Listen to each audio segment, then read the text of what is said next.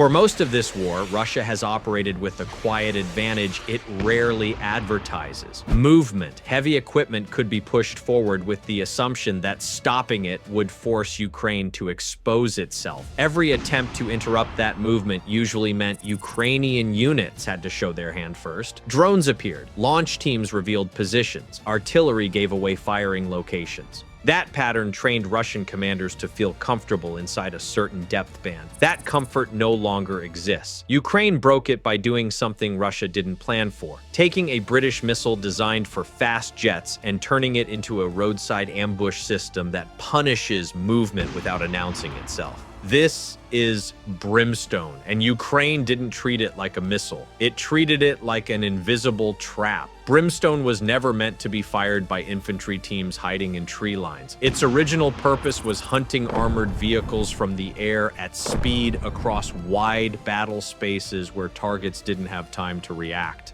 Ukraine inverted that logic. Instead of launching Brimstone from aircraft, Ukrainian crews adapted it for ground launch. They tied it to mobile, low-signature platforms. They placed it precisely inside the range band where Russia prefers to stage armor, reposition artillery, and assemble columns before a push.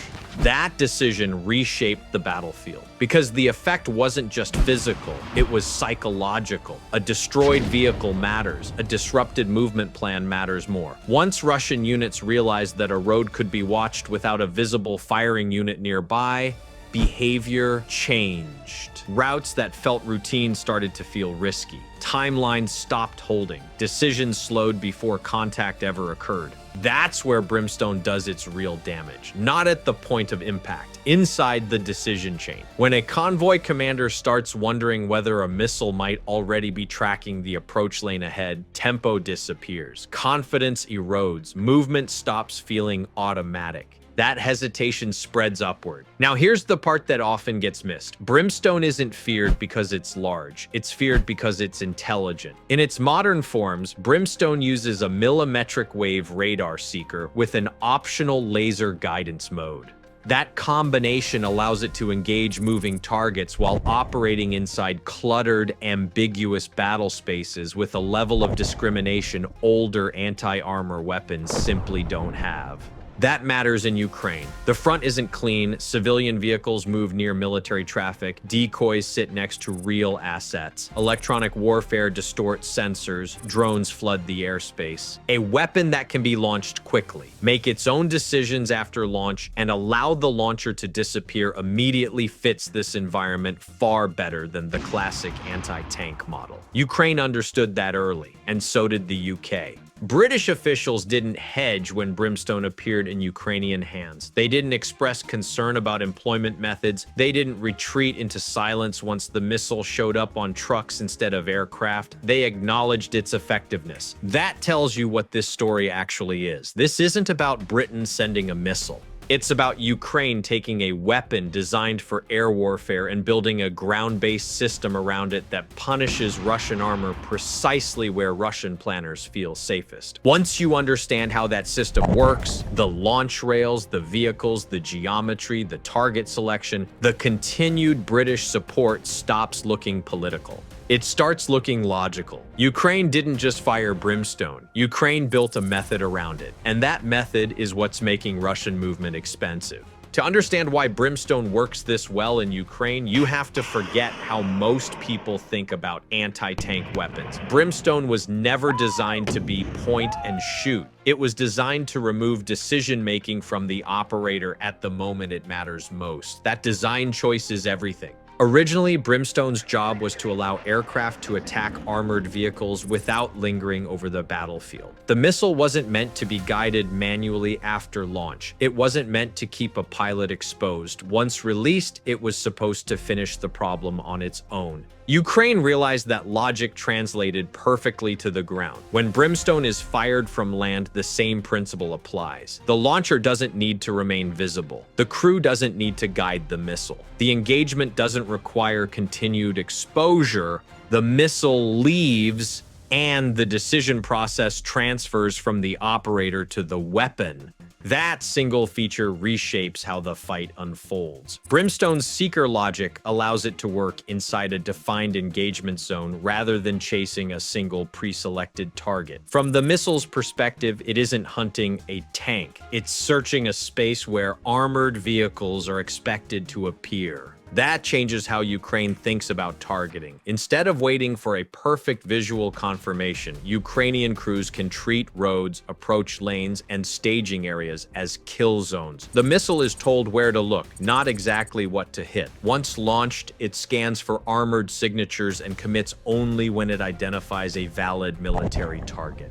That distinction matters more than it sounds. Traditional anti-tank systems demand patience and exposure. Operators have to stay connected to the weapon, they have to track the target, they have to accept risk until impact. Brimstone removes that requirement entirely. That range sits in an uncomfortable place for Russian planning. It's beyond most classic line-of-sight threats, yet close enough to matter directly to movement and staging. Russian doctrine assumes that zone is relatively safe. Brimstone exists specifically to break that assumption. The missile's warhead reinforces the logic. Brimstone carries a tandem-shaped charge designed to defeat modern reactive armor. Assessments consistently rated as capable against Russia's most advanced fielded tanks, including upgraded T-80 variants and the T-90M. But Ukraine doesn't treat that as the headline feature. It treats it as insurance. The real value isn't the penetration figure, it's the confidence that when Brimstone commits, the target won't shrug it off. That allows Ukraine to focus on effects rather than kill counts. And Brimstone's intelligence gives Ukraine control that older systems never offered. The missile can be programmed with exclusion logic. It can be told what types of targets to ignore. It can respect no-strike corridors. If it fails to identify a valid target inside its search area, it doesn't wander unpredictably. It shuts itself down. That behavior matters politically as much as tactically. It allows Ukraine to operate near populated areas, mixed traffic zones, and rear area corridors where other weapons would create unacceptable risk. Precision here isn't just about hitting the right thing. It's about not hitting the wrong one. That restraint is one of the reasons Western backers remain comfortable with Brimstone's continued use. The missile doesn't escalate by default. It applies pressure selectively. Inside boundaries, Ukraine can defend diplomatically as well as militarily. This is why Brimstone feels tailor-made for Ukraine's battlefield. Not because it's new, not because it's flashy, but because it aligns perfectly with a war where survival depends on disappearing quickly, choosing moments carefully, and shaping enemy behavior rather than chasing constant destruction. And once Ukraine recognized that, the missile stopped being an imported weapon. It became a native tool.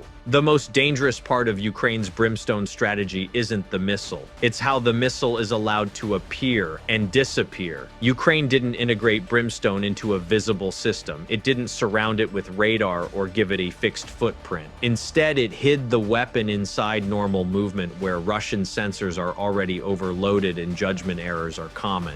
That decision reshaped the engagement. Ukrainian units adapted aircraft launch rails, the same hardware designed to sit under fast jets, and mounted them on ordinary vehicles, trucks that don't announce themselves as launchers, platforms that don't light up ISR feeds as priority targets, vehicles that resemble logistics or routine traffic until the instant they fire. That camouflage isn't cosmetic. It attacks Russia's counterstrike logic at its weakest point. Russian counterfire depends on clarity. Something unusual is detected. The position is fixed. Assets are queued. Suppression follows. That sequence works against static systems and teams that must remain in place to guide a weapon. It fails when the firing platform doesn't need to stay put.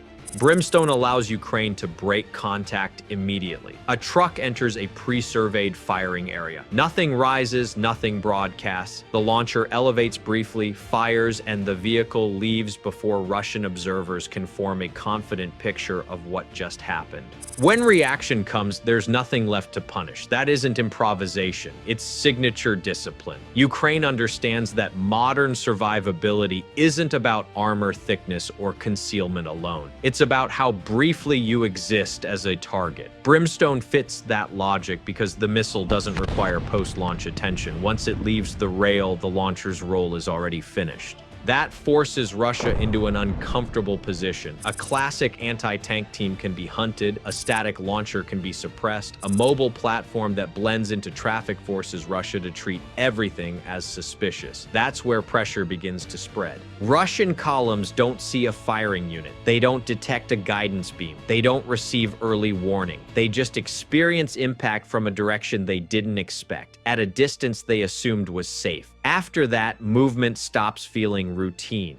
Convoys tighten instead of spacing out. Speed drops below doctrine. Recon pauses stretch longer. Commanders wait for drone confirmation that never fully reassures them, because the threat didn't look like a threat the first time. Ukraine doesn't need to fire Brimstone repeatedly to sustain that effect. It only needs to fire it once in the right place. Once a convoy is hit on a specific road, that road doesn't close. It becomes suspect. Suspicion spreads faster than denial because Ukraine doesn't have to enforce it continuously. This is where Brimstone outperforms traditional anti-tank systems. Most ATGMs demand presence. Presence invites counterfire. Counterfire punishes persistence. Brimstone removes the operator from the equation almost immediately. The missile assumes responsibility for the engagement while the crew exits the problem space entirely.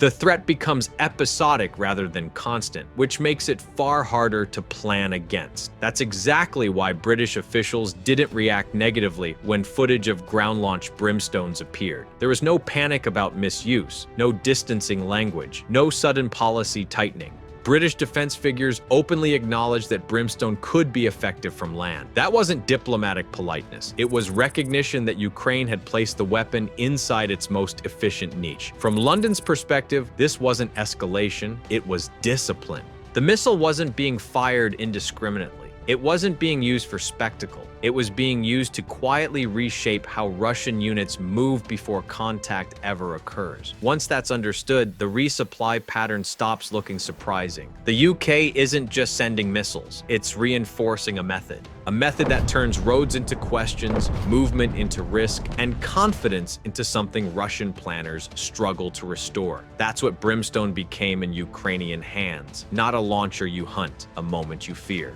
Brimstone isn't built to win battles by volume. It's built to remove the one element a formation can't function without, at the moment that element becomes unavoidable. That design choice explains why Russian commanders react differently to Brimstone than they do to most Western weapons. Ukraine doesn't fire Brimstone at whatever happens to be visible. It waits until removing a single asset will force decisions instead of just creating damage. The missile is reserved for targets whose absence ripples outward, not showpieces, enablers. Tanks attract attention, but they don't sustain pressure. Artillery sets tempo. Engineering vehicles turn terrain into access. Command platforms keep timing aligned. Fuel assets decide how long momentum survives. When one of those disappears, units that were never touched still have to adjust. That's the leverage Brimstone is aimed at. Russian self-propelled artillery shows this clearly. These systems sit far enough back to feel insulated, yet close enough to shape the fight. That space exists because older threats struggled to reach it without exposing themselves.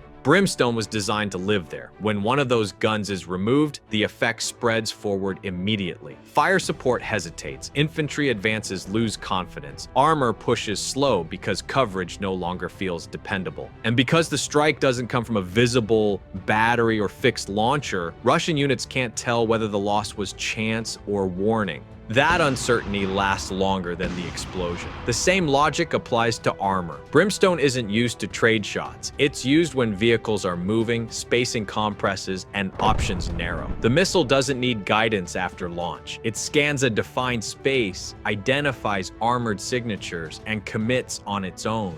That breaks a habit Russian crews rely on. Threats are expected to follow patterns. ATGMs from tree lines, artillery from mapped grids, drones from above. Brimstone doesn't arrive where experience points the eye. It appears from angles that don't stay occupied and from launch points that vanish immediately. Once that happens, behavior changes. Columns recon longer than planned. Vehicles cluster for perceived safety. Support assets drift farther from the front than doctrine prefers. Each adjustment meant to reduce risk makes formation slower and easier to shape. Brimstone doesn't need frequent kills to stay relevant. A command vehicle hit at the wrong moment can stall coordination for hours. A bridging asset removed can halt movement entirely. A fuel truck destroyed can cancel an operation before contact ever occurs. Ukraine understands leverage better than attrition. That's why Brimstone rarely works alone. Drones establish awareness. Brimstone removes the keystone. Artillery and FPVs exploit what freezes afterward. The sequence isn't emotional, it's procedural. Every convoy now moves under the assumption that somewhere within range, a platform it never noticed could already be in position. That assumption reshapes decisions before contact ever happens. That's why Brimstone matters beyond its numbers. Not because it destroys everything, because it makes the things that keep everything moving feel unsafe to use. That's why Brimstone keeps arriving. Not because it's flashy, not because it's loud, because it works exactly the way Western planners want a modern precision weapon to work, quietly, selectively, with consequences that last longer than the explosion.